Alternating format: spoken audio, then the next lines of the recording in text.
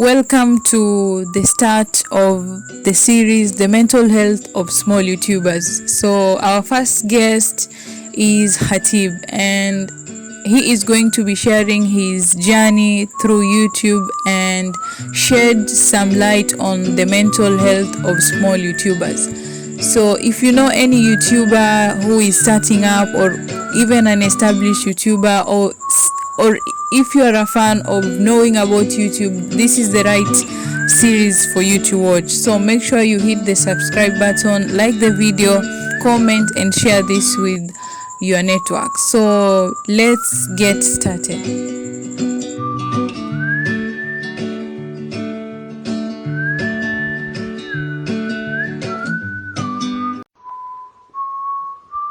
Like right now unaona kama hii mental health small YouTubers. So how many episodes maybe are you planning? Let's say 10 episodes. Sa ushaandika episode zote. Let's say leo na shoot na mimi. Make sure kesho na shoot na mtu mwingine, kesho kutwa. In a week you can shoot even 3 to 4 videos. Make sure memaliza the whole series before you start releasing the first episode. So in a way, I thought you can stay even a whole year without shooting anything because you have tons of videos. Yeah. Alaikum guys, and hello, welcome to another session of your Untitled channel. So this is a series and this is our first episode, inshallah, where I'll be collaborating with other YouTubers to bring you guys a better experience and better content, inshallah. So joining me today is Khateeb King, and today we are going to discuss the topic mental health of small YouTubers. Yeah, so without further delay, Khateeb, karibu. Say hi, kisha tuendelee. Shukran. Assalamu alaikum wa rahmatullahi wa barakatuh, everyone. Hello, and yeah, I'm glad being featured in the first episode. Wallahi, shukran. And I hope itakuwa video ingine fiti sana, inshallah. Amin. So our first question is, endelea. Our first question is, who is Khateeb? Like, yeah, who is Khateeb? Maswali za interview. But anyway, Khateeb, I think now the topic ni kuhusu YouTube. Maybe niseme Khateeb kama YouTuber, si ndio? Bobote, changanya. I'm Khateeb, Khateeb Salim, aka Khateeb King, 23 years old, based in Mombasa. I'm a YouTuber, and mainly channel yangu it's about entertainment. I do magic tricks, I cook, and inshallah this year I'll be interested to try out some other stuff as long as ina relate na vitu zenye napenda. Yeah, inshallah. So your intro is revolving around YouTube, sio? Yeah. Naona topic ni ya YouTube. Yeah. So my next question is, your content is about magic, cooking, and you said inshallah this time round you're going to try something else, ndio? So my question is, inshallah, how did you find your way to YouTube? Yeah. Found my way to YouTube, I think back in 2017, hapo mwisho. Yeah, sasa unajua I do magic tricks by the way. Sasa the time nilianza na Instagram, and it was just 15 seconds long for a video. Na video zangu zilikuwa ndefu, so I wanted to try something yenye I will post iwe mtu anaweza ona. I can do 15 seconds intervals of every video. So the only suggestion by then was YouTube. So I think hapo ndo nikaanza YouTube, and simply because nilitaka ku showcase whatever I'm doing, because mi nafanya vitu zenye it's visual. Yeah. Mtu anafaa kuona compared to let's say kama ni music na shit zenye just a matter of maybe audio peke yake. Yeah. And that's how I got into YouTube, and it's been like 4 to 5 years right now. Yeah, inshallah. So you started with the magic stuff. Now, you know, for us Muslims, I must say, we know it's something to do with magic. So I want you to clarify for us. I remember tuliongea, and then you said it's not the haram magic, it's practice. Yeah. So I want you to tell us about the practice. The practice. As in, tell us the magic. Why does it look like magic, but then you say it's practice? Depends on how you see it. After all, like it's an art. I have to sit down, maybe learn or create. I'm both, and then take my time. I practice a lot, by the way, for me to showcase something itaka amazing, and somehow impossible to someone. But ukitaka kujua, it's not, let's say, the haram part of it, because situmii anything other than just some sort of skill. Yeah. I can teach you as well. Inshallah. We'll have to schedule that. Another thing about your YouTube channel, I've seen several episodes on Real or Magic, and also, mashallah, like you got to participate in Talanta Mtaani. Was it just about magic? There was something else you were participating? Plus, why do you keep on doing these shows about Real or Magic? Like, what's the goal behind it? Well, Talanta Mtaani ilikuwa tu magic peke yake. Niliingia Talanta Mtaani asa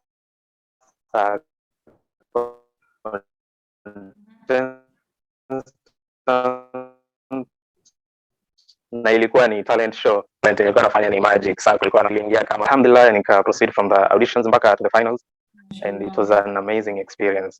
Yeah. And for the part of Real or Magic, I think the main experience, some of the idea behind it, it's for me almost sawa na collabo, because in every episode you will see I have featured different person from the other, either he or she is a YouTuber, a musician, a dancer, and in the process we get to know each other, and also I get to show them sasa magic ile face to face, mimi na yeye peke yake, for everyone else to see, of course. Alafu sasa from there, that's when here people will have to say that, is it real or is it magic? Yeah. Is it real or is it magic? That question looks like a twist. Like, how do you even answer it's a twist. Okay, for the real part of it, ni kuwa ndo hiyo, yani you cannot explain how it's done. Yeah, but for the magic, it means it has a secret. I can teach you and you can also do it. No wonder after every trick naambia mtu ajaribu kufanya kama anaweza. Because watu wengine wanasema ni rahisi and all that. Yeah, thank you so much for that. So again, I don't want to move to another question. Like, questions are coming up as you talk. I was not expecting this, but I want to take them out of my head. So where do you see yourself as a magician? Like in 2 years or in 5 years' time? Like, where do you see this art taking you? I'm not sure actually, because I'm one of the kind when I focus on the step instead of the whole staircase. I cannot plan exactly where I'll want to be 3 years na sijajua kwenye nitakuwa next month or even this year. But inshallah, maybe advance more, come up with different series, because mi napenda produce kitu yenye ni different from the rest. Compared to the Real or Magic, kuna 5 years of magic, kuna street magic. Ukiangalia yani every year and try to bring a twist. So hopefully as the time goes, itakuwa different and even better for people to watch. Inshallah. Okay, thank you so much for that. And let's now go to another question, which is, as a YouTuber, we started this conversation with you being a YouTuber. What were your expectations when you started, and have they manifested? What is the reality right now? What expectations ni nyingi actually, and just like everyone else out there mwenye akianza, the goal of course maybe at some point ni kupata pesa through YouTube, sindio? Alafu pia the numbers, you expect that you spend your time shooting, editing and all that, hoping that a lot of people will watch, a lot of people will interact with the likes and the comments, and maybe subscribers and all that. Sasa expectations kubwa zilikuwa mainly about the numbers, hoping that ukiingia YouTube within the first year, maybe you get 1,000 subscribers, you get thousands of views, labda hata uanze kulipwa and all that. But sasa the reality, it happens that it differs with people. I mean, the same way kila mtu ako na journey yake. Sometimes it takes 2 years, 3 years, sometimes even a month for someone to make it on YouTube. So yeah, the reality is different than expectation, according to me, according to my experience. Like, it's not just you. I'm listening to you and I'm like, this is literally me, you know? Once you're starting off with YouTube, because you've had somebody saying that, YouTube pays so well, you just have to get 1,000 subscribers, you just have to get 4,000 of watch time, and then you're like, this is so easy. But then when you come to the real thing, it seems to be taking a lot of time. and as it takes that time, it affects you because you had expectations, and since you're putting yourself out there and you don't see results coming, like results, the progress is there, but it's very slow. It starts affecting you, and that is why we have this conversation of mental health. Yeah, small YouTubers and mental health. So the next question is, how has YouTube affected your mental health? You being a YouTuber, your expectations haven't manifested. How has that affected your mental health? At the moment, I think I managed to control na accept that kila mtu ako na journey yake, alafu hakuna success ya overnight. But sasa the first years ukianza, kuna time you even get depressed, hauna ile morali ya kupost, kuna time karibu hata ni quit around 2019 hapo. But sasa ukiangalia the little support yenye iko already kwa watu wengine, I mean it's more than enough. You just have to appreciate whatever you have as you plan to get whatever you don't. Sasa ni hivyo tu. Kwa sasa yani naweza manage, alhamdulillah. Yani nimeacha kufocus about the numbers. Of course ni important, yes, lakini my purpose is to create the video. Like I love videography. Sasa once I'm done, and kama ni watu wawili ama watatu, but at least there is someone else watching. Sasa najimotivate tu kidogo, si ati na expect nipate 1 million views ama thousands of subscribers. Ikija well and good. But yangu yani ya kushoot video na kuedit na kuiweka, I think inaishia tu hapo. Mengine tunaachia Mungu, manake uweze kujicontrol. Yeah, true. Like very true. But I want to throw another question on you. Is there a point where, okay, this whole stuff you are sharing, that everything takes time, everyone has their own journey. As a YouTuber, is there a point where sometimes you can't see all this positivity? All is positive. Walai. Okay, kitambo, like, wait, hiyo ni, I think the first 1 or 2 years ndo kulikuwa na the challenges and all that. Lakini after, unaona, let's say if you know someone mwenye make it through YouTube, and if you watch a lot of videos zenye zinasema kila mtu na time yake and all that, like, you just keep on inspiring yourself. Inafika mahali, just accept, I mean, unalive just positively. After all, yani, si ati inani affect kama venye ilikuwa labda mara moja, but I can manage, alhamdulillah. Okay. So how many years from 2017 to 2022? 17 November, I think. 2017. Labda 4 to 5 years. 5 years. Mashallah. Yeah, by this year ndo ingia 5 years. I'm looking at your patience. You haven't been monetized, you haven't reached your target, but you're still pushing for it. Yeah, alhamdulillah. Hopefully soon. It will manifest for all of us. Like it's our dream. No matter how much we comfort ourselves, but that is the bigger picture we're looking at, and we hope that someday we are going to be there, inshallah. Inshallah. I mean. Yeah. So I think this question has been answered. What do you do in order to not to attach your self-worth to the YouTube engagement? Like, you've understood the question? Okay, so this is it. Like, I'll explain this with a personal experience. Like, there are times you put in the best work outside there, okay? And then you don't get the results you wanted. I'll explain this using my previous video.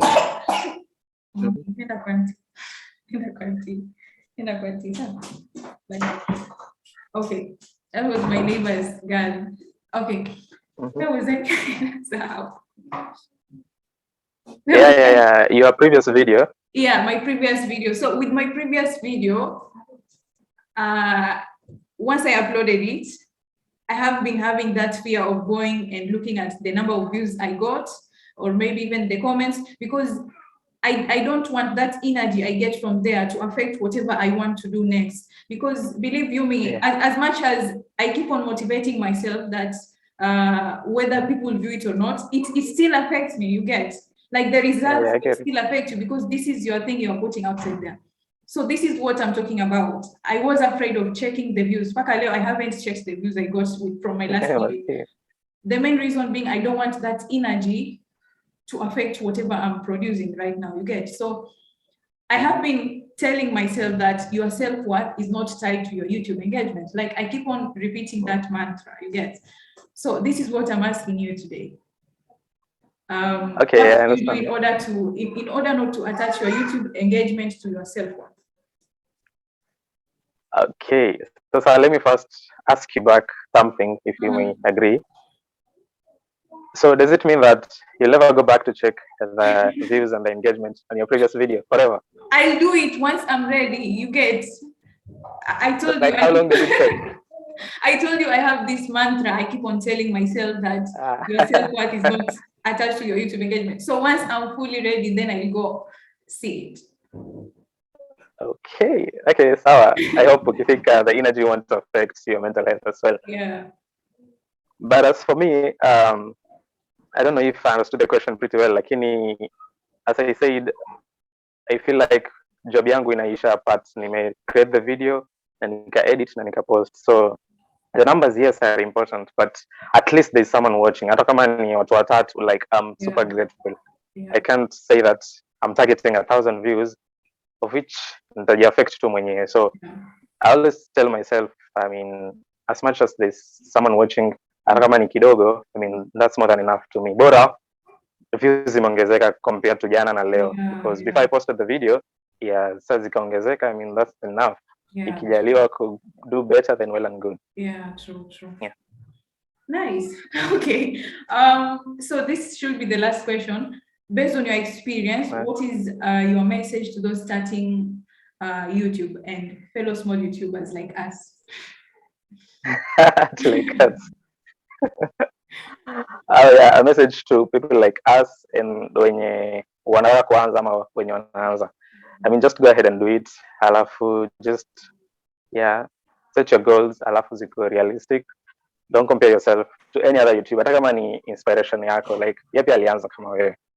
Alafu find someone mwenye hopefully ameanza na aka succeed.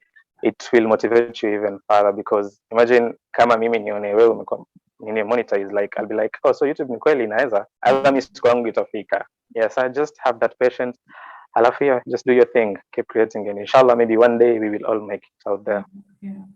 Okay, that was nice. And another question that just came up, like what are some of the things that you do to make your content stand out, like or to boost your views? What are some of the things you can share?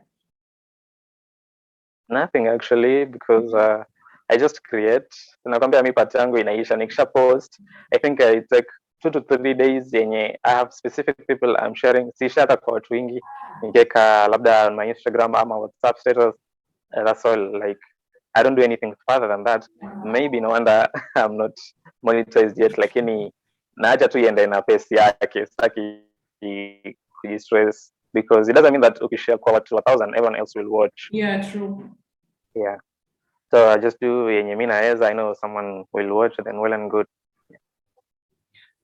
Thank you so much for that. Like it was I don't know, I don't see the right word to use. My vocabulary is a bit limited, but this was just amazing hearing from you, and inshallah I'm looking forward to working with you in the future, inshallah, because if there's something I have realized that makes people grow, then it's collaboration. The inspiration I get is from Maher Zain. Like Maher Zain is this Nasheed artist, but then he doesn't always produce songs on his own. Okay, he goes to Turkey, he goes to Singapore, he goes to Indonesia, he goes to different places. He works with different people, and that is what I can say. That is what has defined his success. So that is where collaboration comes in. Like if there's any YouTuber watching outside there, even if a collaboration will bring you 2 more views, but trust me, collaborations are the best. There's no need to compete, right? Like as long as all of us are on the same journey, it doesn't matter who goes there first, right? But collaboration is something that really, really helps, and that is why we have it here right now. So Khateeb, what is your parting shot for this? Okay, I want to say thank you kwanza. At least I'm honored being the first person kwa hii episode, and inshallah, as you have said, hoping that maybe after this year we can do a couple of videos different from these ones, at least yani, for the collaboration part of it. And yeah, hoping that we will all make it inshallah. Kila mtu yani, yes, ako na jani yake, lakini at least yani tufikie hiyo safari. Yeah, Isikuwe katikati tu. exactly. Yeah. Exactly. So Yeah. thank you. Yeah. Thank you as well for hosting me. Karibu. Next time, mi ndo nakuhost. Mi ndo nakuhost sasa. Inshallah. At least umeniambush na a lot of, okay, si a lot, lakini some few questions zenye mimi ikifika time yangu, just be ready, like I will ask a lot of questions inshallah. Yeah, zenye zitakuwa helpful, si ati kwetu peke yake, but kwa kila mtu inshallah. So for everyone else out there mwenye ameangalia this video and maybe you have enjoyed or liked something about it, please go ahead and drop a like down below. Alafu comment if there's anything I have said or anything yenye ameuliza, any comment you want to say, adding up any idea, suggestions, please drop your comment down below. Alafu go ahead and subscribe to her channel, and if you can check out my channel as well. Thank you so much. Yeah, I will enjoy and I will truly appreciate. Until next time, bye.